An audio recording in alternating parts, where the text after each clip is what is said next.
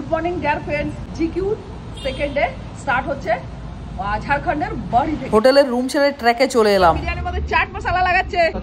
আচ্ছা লাগেগা খাकर देखती हूं। কম ঝাল।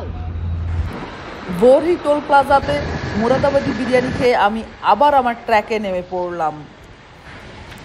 রোড টিপে বের হয়ে প্রাকৃতিক দৃশ্য পাল্টে যাওয়ার দৃশ্য খুবই এনজয় করি আমি। 2 ঘন্টা কন্টিনিউ গাড়ি চালালাম আর একটা সুন্দর লোকেশনে দাঁড়ালাম। ব্রেক নেব, আধা ঘন্টা মতো রেস্ট নেব। বিহারের ফেমাস মটকি वाला চা খাচ্ছি। মটকিতে চা হচ্ছে, ফার্স্ট টাইম লাইভে খাচ্ছি। দারুণ বানিয়েছে। অবশ্যই বন্ধুরা যদি রোড টিপে বেরো সাসারামে দাঁড়াবে আর এই মটকি চায়ে কিন্তু খেয়ে যাবে, নালে কিন্তু মিস করে যাবে। লিট্টির দোকানে দাঁড়িয়ে গেলাম, রেডি হচ্ছে, লিট্টি রেডি করছে।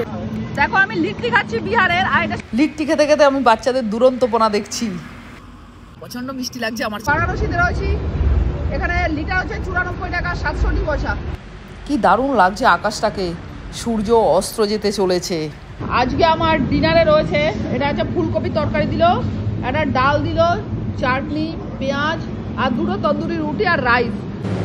আমি আগেও বলেছি, আবারও বলছি, যখন আমি গাড়ি চালাই তখন কিন্তু আমি হেভি খাবার খাই না, হালকা খাবারই খাই।